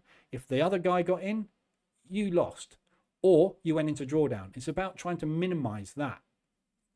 And that's hopefully what will help you. So this is an alternative to normal position trading methodology, but you can use this as stop loss trading as well. Yeah. So, but you will find it will fail a lot of the time. There's a great little zone there. Look. But that didn't have a propulsion gap. See, a lot of people will draw that in as support and resistance, or rather supply in this case, and it worked very, very well. But it's a previous propulsion gap. But some people will call that the supply zone retest. I call that a propulsion gap retest because the supply zone was really there for me, but that's a second supply zone. So yeah, that's right as well, isn't it? It's market structure too. It's also a double top. You know, it's all the same stuff, isn't it? At the end of the day, this is why I say if you go and buy 10 courses, buy one on supply and resistance, support and resistance, buy one on supply and demand, buy one on ICT fair value gaps, buy one on Wyckoff theory, buy one on Elliott wave theory, buy one on Fibonacci. You're going to get the same education. They're just going to give you 5 different entry points, but none of them are going to have any more than a 50-50 shot of working. They will increase your probabilities of that particular pattern that you've been taught playing out. But I will see many other patterns. I see all the patterns. There's fib pullbacks in here. 71.8 and 50% fib pullbacks in there, as well as propulsion gap bounces, supply bounces, and weekly high bounces, and double tops, and 3-bar reversals. It's all the same stuff. It's just price going up and down. Yeah, just need to wrap risk around it. There we go. That was a long one, wasn't it? But mainly because I waffled for half an hour. So, but that was about an hour session. So that's about right, isn't it? Any questions? And is it clear? So the purpose of it was to you know, distinguish the difference between that and that, basically. So that's the takeaway. There's probably quite a few takeaways in there. Let me just check. No,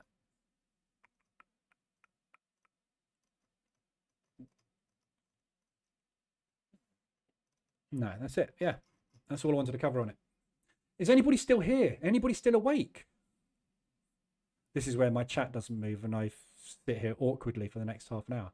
Evil's here. With support, resistance, supply, demand, it feels like the spacing between positions could be quite bigger compared to regular RSI and ADR. Yeah. Should the risk be adapted? Yeah, the difference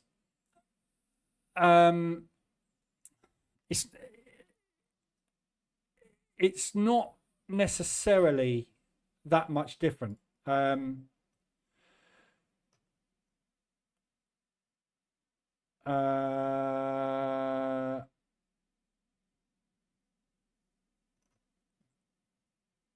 What you will find is if you get in, so let me open up the VPS because this has taken some trades. on the support resistance side of things. So I've got short here off of this zone. Yeah. So that is a 2-bar accumulation before a propulsion move. So it's not really a support. And, this is why I draw it pretty rough. I'm very rough with everything I do in trading, because you get battered after a period of time in trying everything and trying to be exact. The market is not exact. The market is completely and utterly random. There's no 100% logic. This happens all the time. So you suddenly become impenetrable to, I've got to put it here. I could put it there. Yeah, I could put it up here. I don't know. Somewhere around there, it will probably bounce. But if it doesn't, it was probably going to bounce somewhere around here, because that's what it did last time. But I'm just putting a box here. If it gets here and puts in a hammer, a shooting star, a hammer even, I'll take it. But that would be more like that holding, wouldn't it? But it could be also that we didn't quite get to that point and they bought it a little bit higher. I don't know. But when I get in, I'm now going to, with this particular trade, I've got to put a second entry in. Okay, so I need to be above that sell distance. So the reason I've put this in is you want your spacing not to be too big, but you also don't want it to be too tight. So this, for me, is set to 3/4 of an ADR, which is what I like to use on the hourly time frame. If you're trading 5 minute supply and demand zones or support resistance zones, you're not going to want to use half an ADR, 3/4 of an ADR. You might want to use 1/4 of an ADR, but you also will want to be doing your drawdown control a hell of a lot faster, because you could be in 4 or 5 positions in a day. Yeah, because you're trading chop on the 5 minute time frame, aren't you? So on the hourly time frame, that is a fairly decent move, and I might be in for a week or two, but we got a lovely area there. So this one here, if I want to be exact, and I'm going to be a supply demand trader, there's an accumulation of 2 hours there before the move started. I might want to take the 4 hours before it, which to me makes sense, because it's also this high here. Yeah, we reacted out of it with a 3-bar reversal there as well. So there's a bit of confluence. So I might stick my zone there. I've no idea. Maybe it could be higher than that. But what is important is that zone is a little trick there for the EA. If you just flick time frames, it automatically repaints it to the right. But it's above my next line. So that's fine. So if that doesn't work out, that would be the next area. But that's going to be, let's say we get a push up into there and a hammer, a shooting star, right? My entry is going to be there. That's going to be too close. So what I would do in that case is zoom out, have a look for the next area. Now, there isn't going to be one. So let's say, for example, I get in here. I'd then have to measure 906 from that entry, which would be about there. Yeah, above that high. So what I'd have to do is just stick a box up there. Yeah. So I want to keep my spacing roughly 3/4 of an ADR.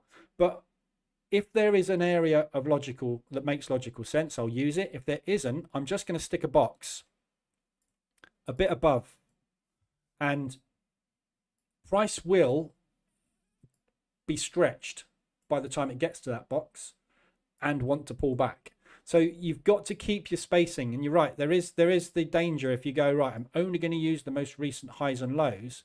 The entry there to there is 1780, which is 1.5 ADR. Now, there's nothing wrong with you getting in here and saying, all right, I'm not going to get another trade on until 1.5 ADR, which is fine. If you are not paying swaps, it doesn't matter how long you're in the trade for, does it? You could sit in this for 6 months. It's not going to cost you anything.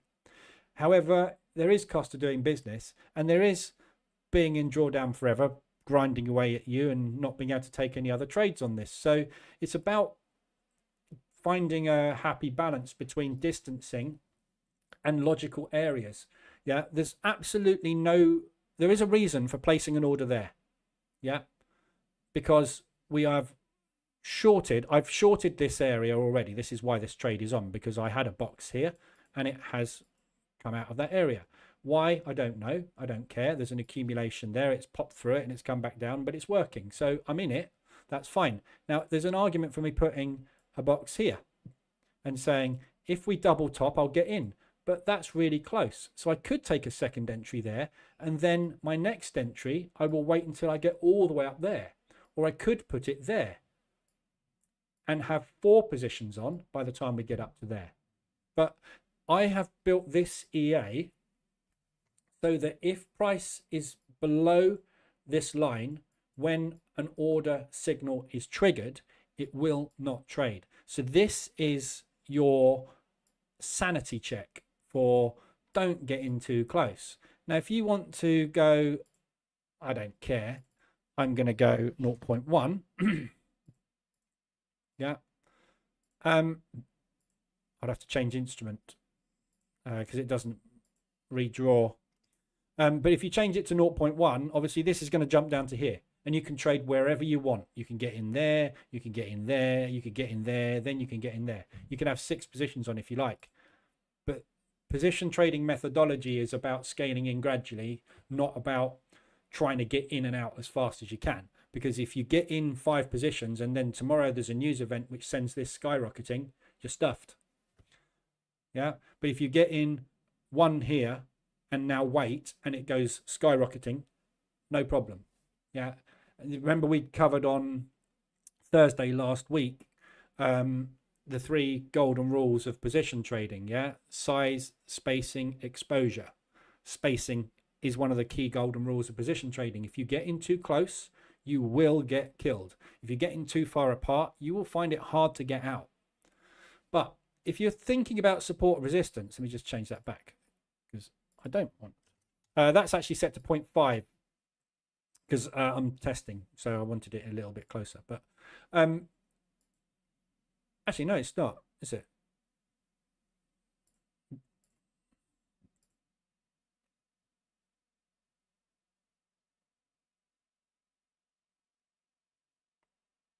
Was that 0.75 or 0.5?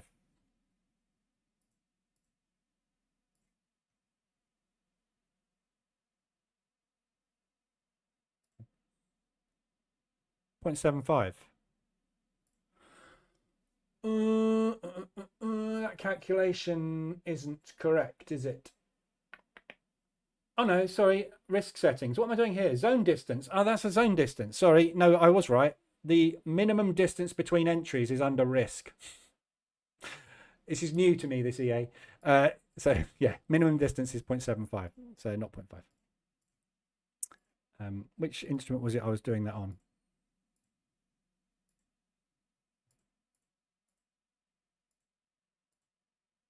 Oh my God, what was I just trading, everybody? That one. Let me just make sure I change that back. Yeah, 0.5. So that's the box size, basically, the zone size that it draws in. So yeah, so you can have it as you want it. Yeah, but if you change that, let me just see if that does change dynamically on bar update. So let me just draw that line in. Yeah, it is only on candle. So this will update on candle close, not dynamically. If you have it set to on tick, it should update straight away, I think, when it ticks. No, I've made that work on no, I've made that work on ADR, I think. I might change that so that it works on close. I'm just trying to optimize it for the strategy tester. There's a happy medium between functionality and speed. And it's just trying to find the best way to update stuff that doesn't, you know, slow it down too much. But, you know, if I'm going to be trading that demand zone, see, for me, that demand zone could be any of these, but that is the logical place for me to put that, which is the high there before the break, the low before the break, but that's also encompassing that and that. Yeah.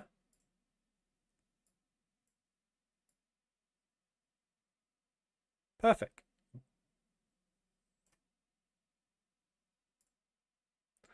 But what might happen is my entry might be there, or rather my exit from this short, because I've got this on stop and reverse. When it gets down to here and triggers, it's going to automatically close my short and enter me long, because I've got it set on stop and reverse mode, which is always in mode. But if I set that to false, what will happen is when I get to that zone, it will just get me out the short, but it won't enter me long. But, you know, we are saying this is where I think it's going to bounce. So I want to be long there.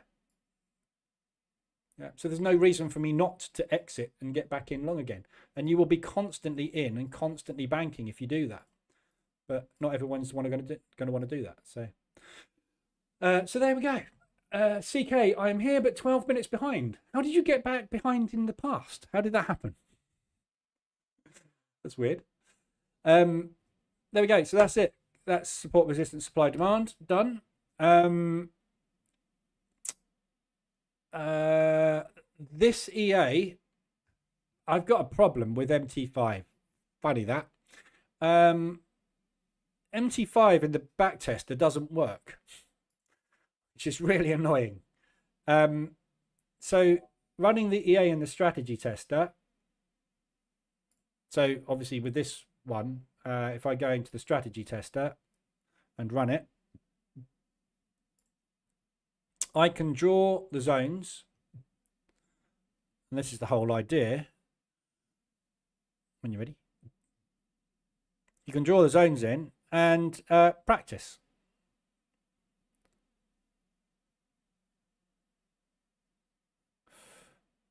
Yeah, I can move them around, adjust them, do that, and, you know, move that one down to there, and, you know, that's the whole point of what we've been doing. And then it will draw the zones out and trade.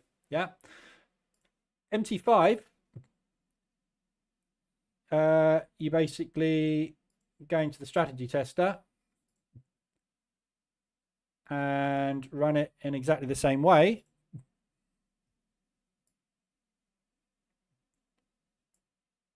And I draw in my zone, and you can't grab it. It won't let you grab it. It won't let you do anything with it. Yeah, it's useless. It works absolutely fine, but you just can't use it in the strategy tester. Yeah, so the MT5 version is not for practice. It works here absolutely fine. Does exactly the same, no problem. But it can't be used in the strategy tester. Yeah. Very, very annoying. And the other thing I found out about this is, which is totally different to the way that MT4 works, which I've never really looked into or had to look into before, because I've never had anything that's drawn on the chart that needs to be changed regularly. But if I now switch from Aussie CAD to Euro odd, yeah, the zones have disappeared. But now if I switch back to Aussie CAD, the zones stay there. So when I go to Euro odd and go and look at the objects list, the boxes are still sitting there at those price points, which means that on the next candle close, this will trigger an order on the Euro odd, because it is below or above a zone that triggers an entry. On MT4, when you do that, and this is I'm struggling to find a way to get around this, to be honest, but on MT4, when you do this, if I place a sell and a buy and you go into the objects list, you can see the buy and the sell box there. If I switch instruments, those boxes vanish. So when and this all recalculates, yeah. So what happens in MT4 is when you switch instrument, everything reinitializes. It basically removes and re-adds the EA. All calculations are redone. Swaps are automatically calculated. ADR, ATR is automatically calculated. It deletes the boxes and goes, okay, let's start from scratch. In MT5, you look at the swap there, 0.02 and 1.72. If I switch to a different instrument, that doesn't change, that doesn't change, but that does change when it ticks.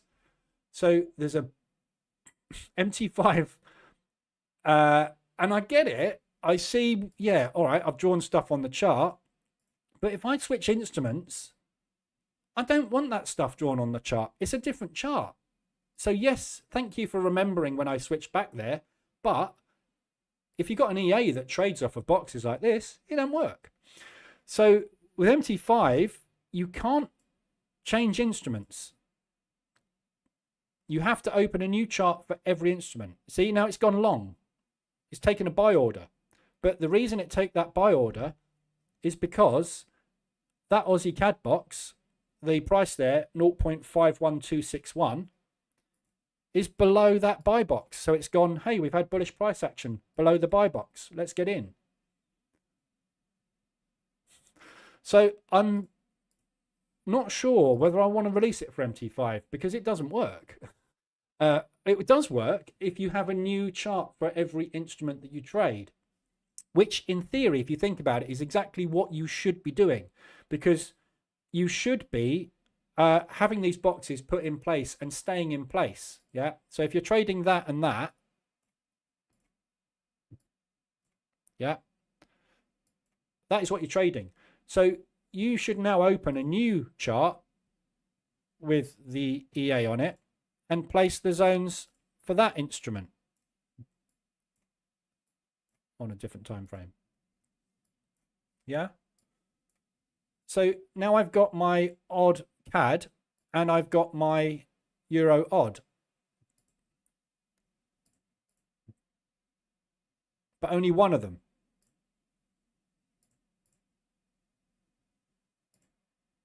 So it works very differently. So I'm going to have to explain this because it's quite a key thing. Because if you just switch charts, switch instruments on the same chart, the EA is just going to trigger orders all the time. So I'm going to need to look into a way to try and either get around it or explain that's how it works. So use MT4. And also strategy tester, yeah, it's invaluable in the strategy tester. And if you can't use it in the strategy tester because it doesn't allow you to select drawn objects in MT5, useless. I won't go on about MT5 anymore. I'm glad I'm using the MT4, yeah. To be honest, as you usually say, in the end, no matter what condition we use to enter, I think the real edge we have is the fact that we use position trading and no stop loss to manage the trades. Yeah, exactly. You're never going to get the entry right. This is the thing. You know, there are traders out there who are absolutely phenomenal at technical analysis and getting in to trades. They're also very, very wrong. But the difference between them and most people is they have the mental capacity to just accept losses. And this is the bit that everybody struggles with, is accepting losses. And this is why it works so well position trading, because we don't accept losses. We do take losses regularly, but we don't accept them over and over and over and over again. And that's what kills people off. You know, this is why the system hopping methodology mentality is there.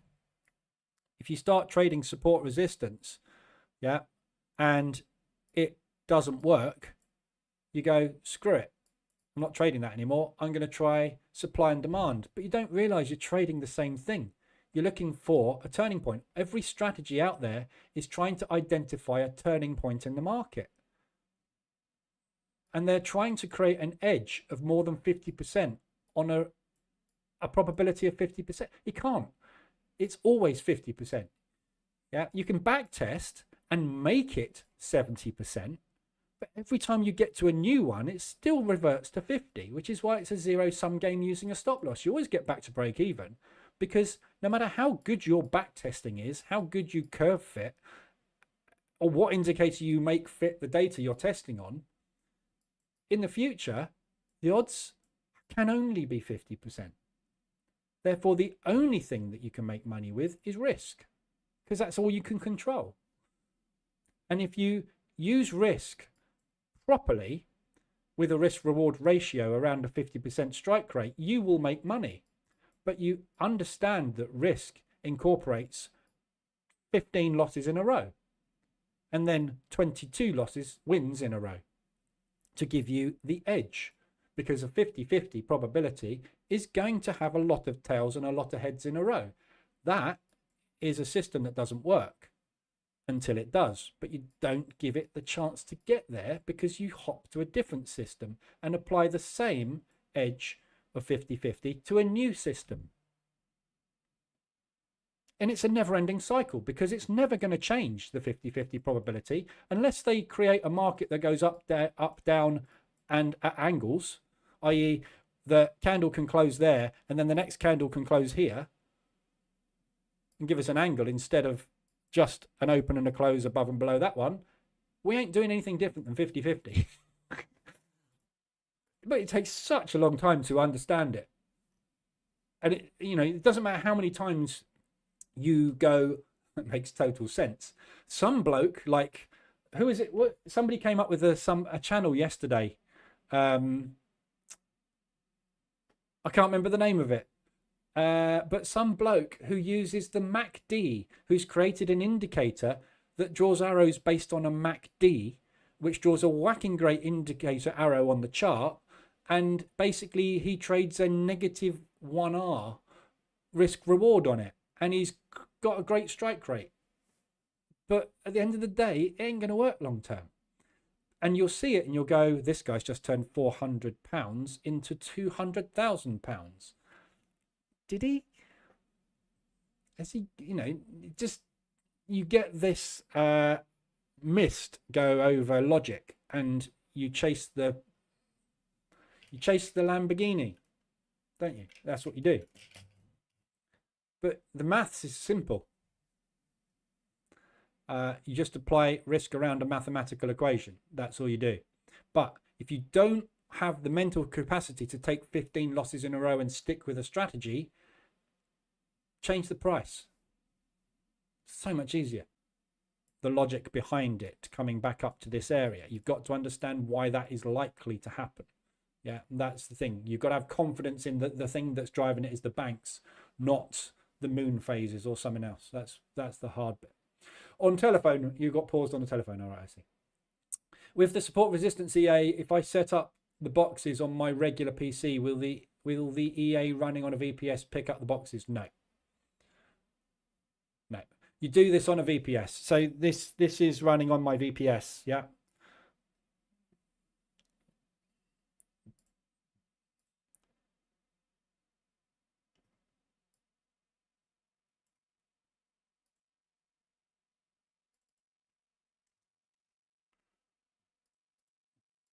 So what I'll do is I will come onto my VPS every day and I'll go, I'm long. I need to put a new buy limit in. Where can I buy it?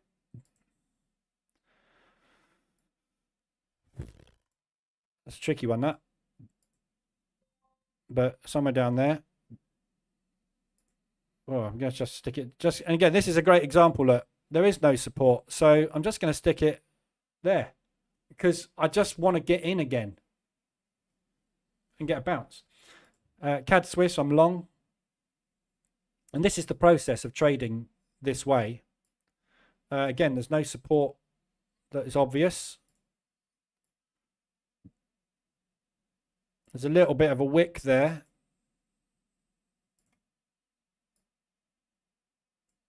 I'll pick that wick. It bounced out of there before, but obviously it could go all the way down there. But it's extended, so I'll try and get another one in, move the price down there, and try and get out if we get back up to there. So if, and this is how how I always did it before I developed the EAs that work on indicators, yeah, is I will now get in here. Yeah, my average price will move to somewhere like there after taking a trade somewhere around there, which means that I will now put that sell limit box here. So I'll only make a little bit of profit, but then I will short it. Evil's got to go, that's fine. But that's how it works, yeah. So you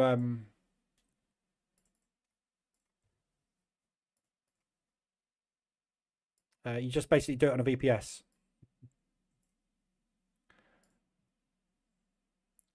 If you shut your chart, does MT4 remember drawings? Yeah. Yeah. So if you shut your chart, MT4 remembers the location of the drawings.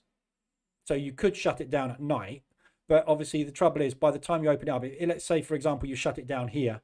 If overnight prices moved up to there and put a bear candle in, when you open your chart, it will take a trade there and that will become a blue box because it uses these boxes. And if price moves beyond it, it will take its trade. Or it will invalidate the trade, depending on what you've told it to do. But yeah, that's basically how to use it. Very simple. Right, I'll leave it there. Anything else you need, let me know. I will be back tomorrow afternoon, and we will trade the New York session tomorrow. See if we can get on. I didn't look at the indices this morning, did I? What have we got? What have we got? Oh, a load of crap. Hedged on the FTSE. Downside target there. I'll try a bounce out of the previous day's low on the FTSE to the downside. DAX, clean break to the upside. I'm just going to move the stops to break even on it because it's trailing, because we got to 2R. That would have been a nice exit, actually. If I'd have taken that exit, we had a gap today as well, look. So if I'd have taken that exit there, that would have paid for the hedge, but I haven't. So I'm going to have to just hope that we get a continuation push on the DAX. So if we do get a push, that will pay for the hedge exit. Okay, have a good one. Anything you need, let me know. I'll be in Discord. I'm going to be working on the EA manual today. And then I'll let you know when it's ready. I've got to think about what to do with the MT5 version because it's going to be a problem. It's going to trigger orders if people switch charts, which it doesn't do in MT4. But anyway, I will work it out. All right, have a good one. Anything you need, let me know. Other than that, Discord or leave comments if you're watching on replay. Have a good day.